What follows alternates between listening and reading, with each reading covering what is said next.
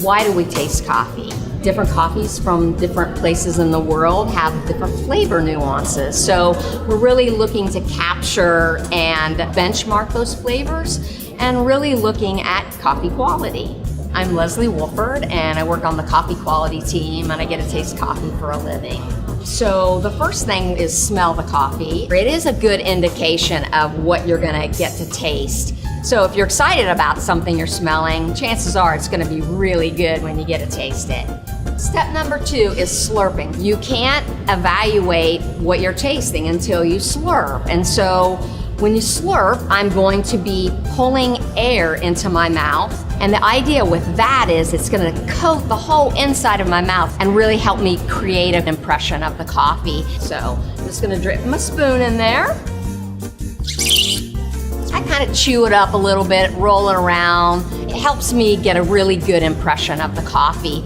And then we're going to actually use words to describe what we're tasting. I get a little bit of a chocolate flavor, fresh green herbs, earthy, syrupy, flavors of citrus, floral notes, and it has a very nice, pleasing sweetness to it. The idea is to explore all of the great flavors that there are out there in coffee. Enjoy it, taste it, share it, because coffee is fun. Coffee always surprises.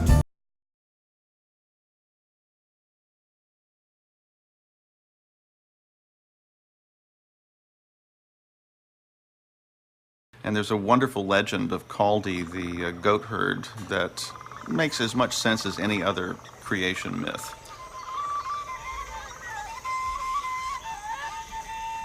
Isarraa kan ka'e nyaata sanirraa ka'e maaliif bunni kun maalirraa nama si'eessaa jechuurraa baramee kanaan bu'an jedhantu immoo buqqisee sibiidhaan dhaabbadhaa wanni kun waan gaariidha waan fuulduratti barbaadamu jedhee han biyya dhaabsise isaanii han jedhu taarikii nan dhagaye. Ijoollee re'ee tiksutu argee erga san immoo abbaa Jabir Baalbuu kan jedhamtu takka taattalee immoo biyya hundaafis akka faffalee kan jedhe isaanii taarikii isaanii kanaan dabarsinaa. Bunni immoo har'a buna coocee kana fakkaatu hin jiru. Akka kana immoo hin arga ijoollee re'ee tiksitu jedhanii.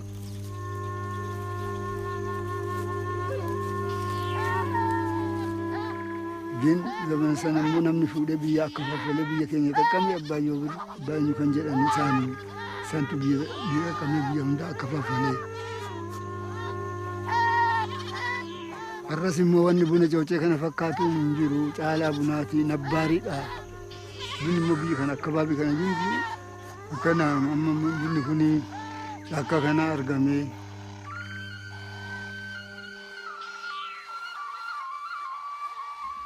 Bunni immoo har'a buna coocee kana fakkaatu hin jiru bakka biraatiin argamu.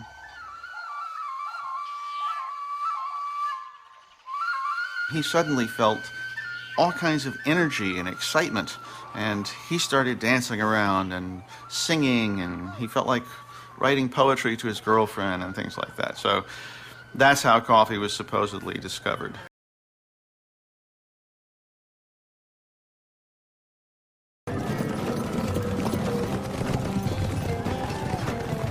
While the ancient Ethiopians revere their wild coffee, they cannot keep it to themselves. It is only a matter of time until traders bring beans to the Arabian port of Mocha. From there, the Arabs begin the first known cultivation of coffee in the nearby mountains of Yemen. The name coffee probably comes not from Ethiopia, but from Yemen. Coffee cultivation went across the Red Sea, and so the Arabs began to grow it in Yemen. And the Arab word for wine is kawa. And that's the derivation. They thought it was kind of like a substitute for wine. It was legal, whereas wine wasn't. And so I think that coffee probably comes from the word kawa. Some people say that coffee was named for a little town in Ethiopia called Kafta. Other people say that Kafta was named for coffee.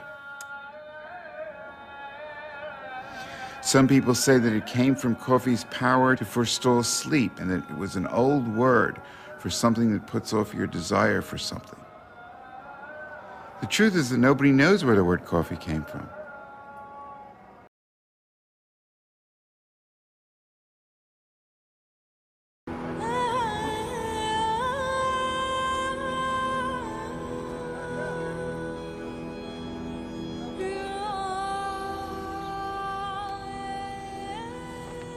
As the Turks conquer the Arab world, they inherit coffee and coffee culture.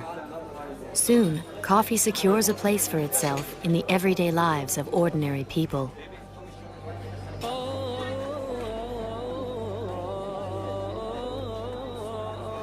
And although coffee is still enjoyed in many domestic rituals, Turkish men come to prefer the public coffee houses.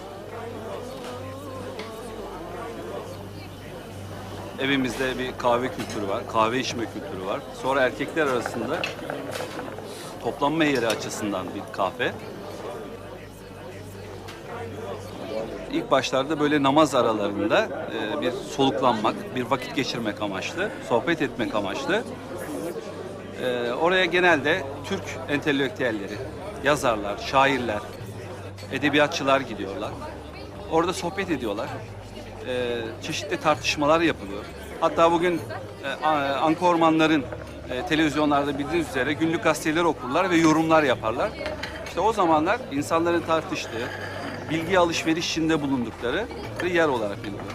Kahve ve kahvehane özellikle insanların sohbet edip tartışmaları için, bir araya gelmeleri için çok önemli bir yer. Kahve de bunun için çok önemli bir araç.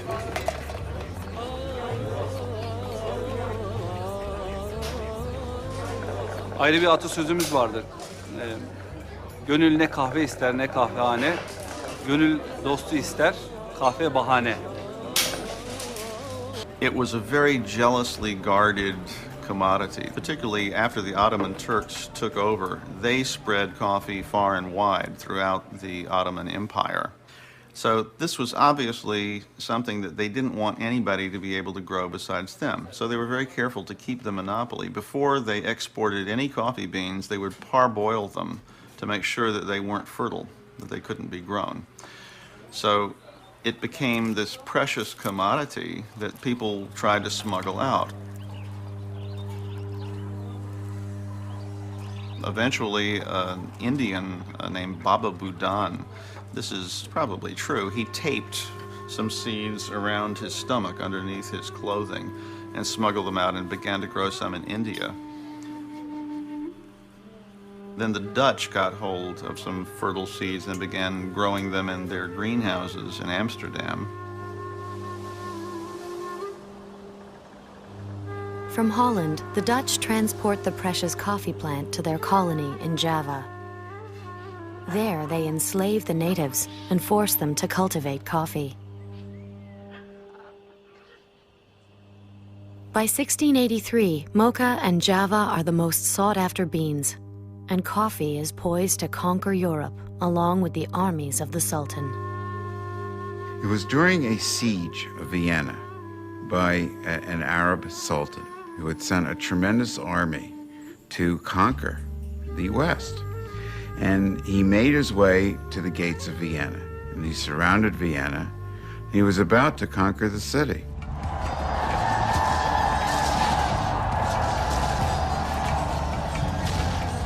All of Europe was in the balance. They were trying to figure out who they could send to try to get some sort of reinforcements. There was a Pole named Franz George Kolschitsky who had lived in Arab lands and who spoke the language. So he dressed up as an Arab. He snuck out through the lines, Delivered a message to the French troops that they needed help. The French came, they defeated the Arabs, and the Arabs fled. In their haste, they left behind their bags of unroasted coffee.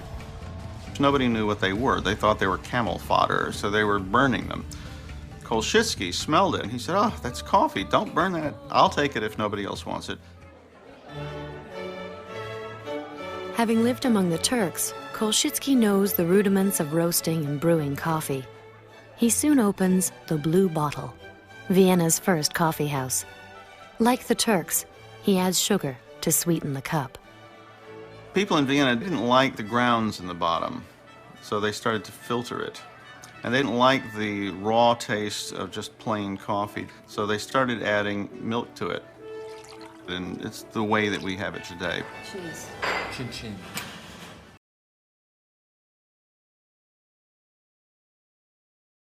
The opportunity comes when a young French lieutenant, charms a royal mistress. Initially, Lieutenant de Clieu was able to get hold of one coffee plant from the French hothouse, which was owned by the king, by seducing one of the king's mistresses, and she gave him the coffee plant.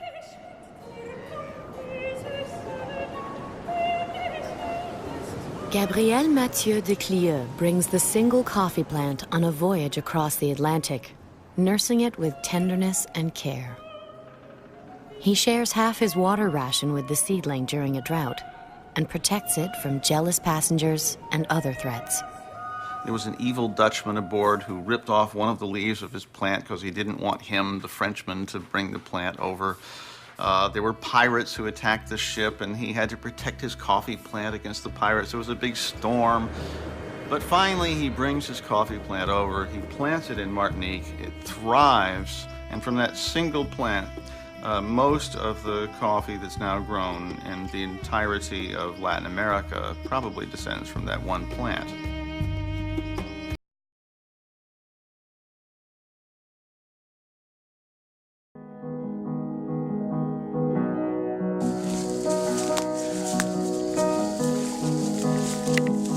Realmente la estamos viendo ahorita y estamos viendo el futuro de la caficultura a nivel nacional como algo bastante difícil.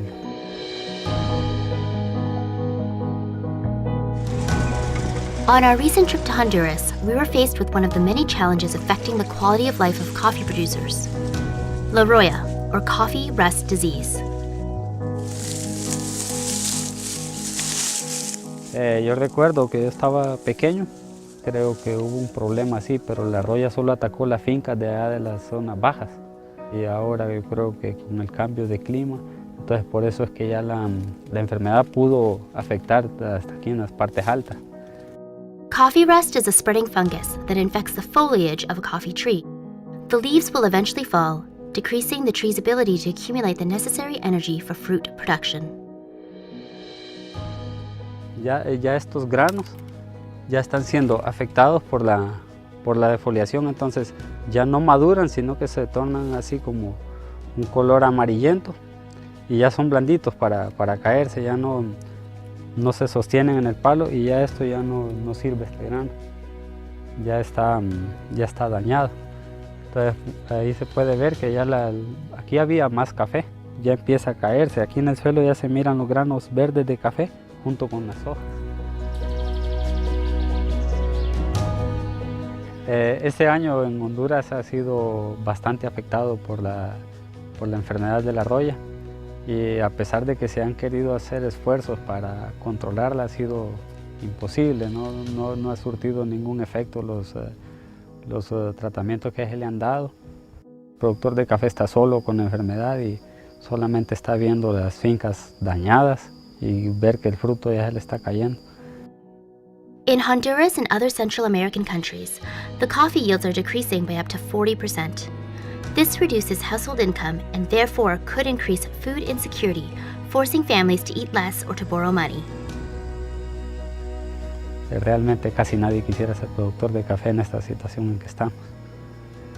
Y realmente lo que queda es seguir haciendo esfuerzos y renovar parcelas y eso le va a implicar a los productores de café muchos costos y los financiamientos también aquí en el país están en porcentajes de interés altos.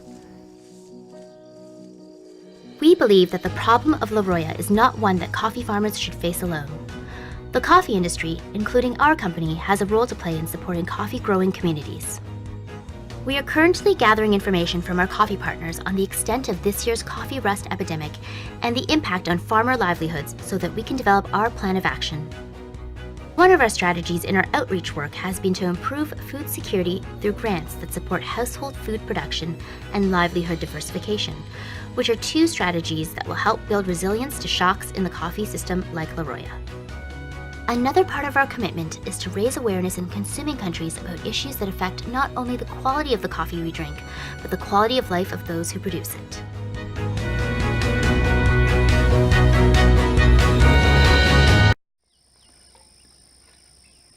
Mi abuelo producía café, mi papá produció café, yo estoy produciendo café y mis hijos también van a producir café.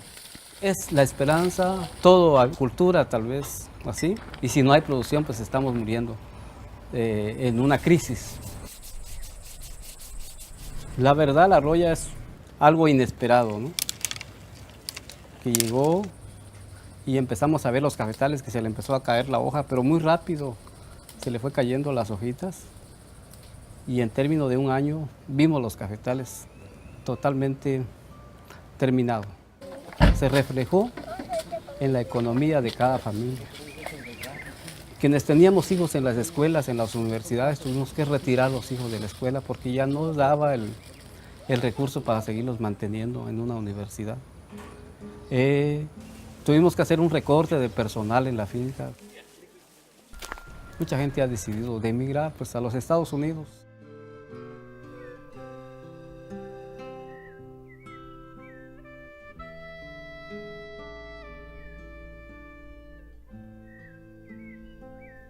Realmente eso es una solución, una salida a este problema, hacer o renovar cafetales. Más que son plantas más tolerantes a la roya.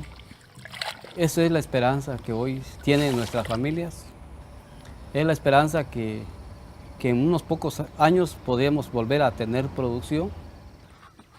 Agradecemos totalmente a las personas que puedan hacer su compra con las tiendas de Starbucks y comprar una bolsita de café, que están contribuyendo para la producción en Chiapas y poder seguir manteniendo nuestras familias.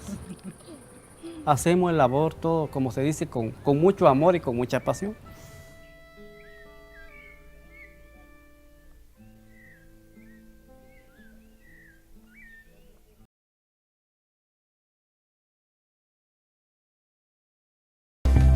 Amalia Augusta Melita Benz, born in 1873 in Dresden, Germany, was frustrated by the heavy percolators of her day.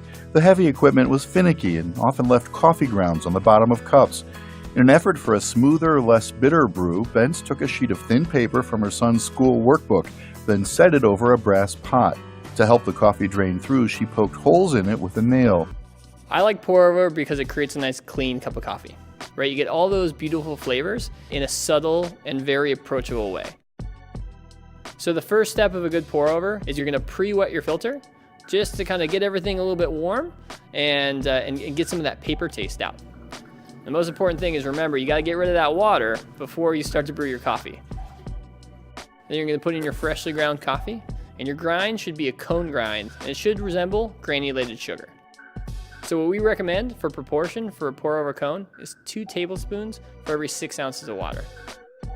So when you start your pour for the pour over, you're gonna wanna make sure your water is nice and hot just off the boil. You're gonna pour in just a little bit of water to let the coffee bloom, and that's gonna let the coffee hydrate and get it ready to extract. And then you pour, and that's the greatest part of pour over. You do these nice even circles and you get to fill it up, and it's very rhythmic. And you wait for the goodness. The pour over method just produces such a beautiful cup of coffee that's not too heavy, but not too light. It's just so perfect.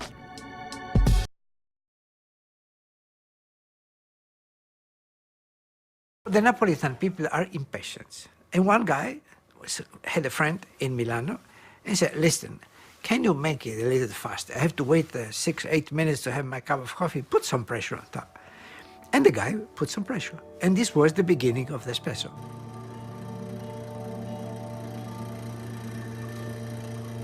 The espresso that is so strong in taste, in aroma, and in the body is weak in caffeine because you do not have time to extract all the caffeine that is in the ground coffee. The art of the espresso is to stop extracting when all the good stuff is in the cup and all the bad remains to be thrown away. And this means approximately 1.5 ounces. So this is why espresso must be prepared in a small cup, because the temptation to put some more water in a big cup will spoil the pleasure of a perfectly prepared espresso. Espresso was invented in 1901 by an Italian, Luigi Bezzera. He had developed a means by which coffee could be compressed into a cake and water would be pressed through it. By 1905, machines had been developed by the Pavoni company in which this process had been perfected. By the 1920s, these La Pavona machines had become very popular. In 1938, Cremonese had developed a new machine for making espresso.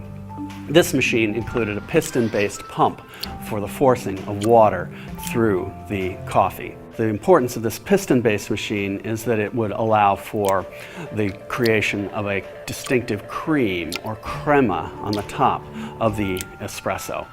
This cream or crema is now seen to be a sign of richness and perfection in espresso. The first modern espresso machine was developed in 1961 by Thema. These machines relied upon a pump rather than a piston to heat their water. The importance of these pump-based machines was that it allowed for water to be heated on demand rather than through a large reservoir. In the 1980s and 1990s, newer machines for brewing espresso have been developed, semi-automatic followed by fully automatic machines. In recent years, espresso pods have also appeared. These machines can do anything. They can grind, measure, some can even froth milk. It's like having your own barista at home.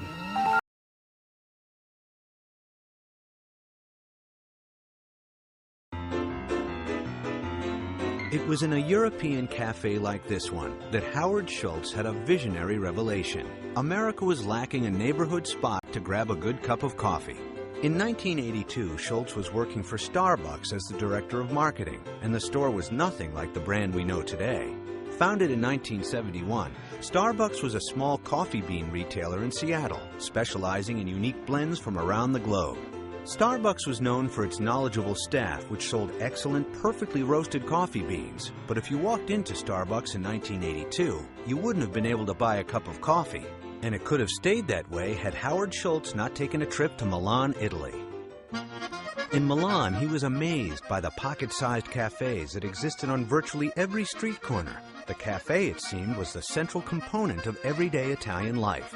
People were connecting over their cups of coffee. He returned to Seattle with a revolutionary idea. Instead of importing great coffee, Starbucks should import the entire cafe culture from abroad. His bosses balked at the idea, and for most people that would have been enough to put the idea to rest. But for a great mind like Howard Schultz, the first no wasn't a roadblock. It was an opportunity to strike out on his own. Schultz left Starbucks and founded Il Giornale in downtown Seattle, a coffee shop based on those he witnessed in Italy. To patrons accustomed to swill coffee served up in diners, the cafe was a revelation. It was wildly successful. Seattle was ready for a cafe culture. And if Seattle was ready, why not the rest of the country? Within 3 years, Schultz was successful enough to purchase Starbucks from his original employers. In 1987, Schultz started the transformation of Starbucks from a sleepy bean importer to the caffeine-infused conglomerate we know today. And although the company experienced unprecedented growth, it never forgot its Pacific Coast roots. Starbucks' model was caffeine and social consciousness with every cup. Today, Starbucks is the nation's largest importer of fair trade coffee, and it remains committed to protecting the environment. Just think, had it not been for the entrepreneurial vision of Howard Schultz, you might have had to wait years before your next trip to Italy to enjoy those caramel macchiatos.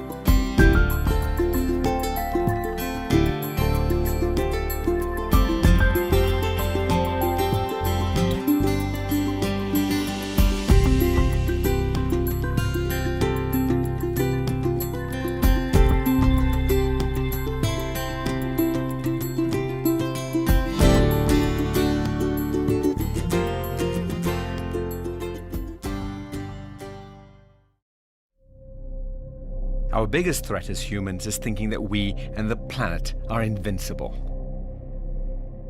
That kind of denial has put our world at risk. But we humans also have the power to learn and to make a difference. Conservation International believes that people need nature, that it's our responsibility to protect it. For 15 years, Conservation International has been on an amazing journey with Starbucks to ethically source their coffee around the world. Together, they've created a new way to buy that coffee, one that is sustainable, transparent, and good for people and the planet. This journey has covered 4 continents where they've improved the lives of 1 million farmers and workers and cared for millions more coffee trees. Conservation International is proud to recognize Starbucks for ethically sourcing 99% of their coffee, making them the largest coffee retailer to reach this milestone. But there's always more to do. Starbucks is committed to 100% ethically sourced coffee. It is that constant pursuit of this last 1% that helps make the world a better place. That's why Starbucks is working with groups like Eastern Congo Initiative, which is helping thousands of coffee farmers in the Democratic Republic of Congo to increase their production, creating opportunities for local communities. In the end, this isn't about coffee. It's about possibilities and commitment. Whether you're a global company like Starbucks or a single human being, you can make a difference. And all those differences add up to a world that's changed for the better.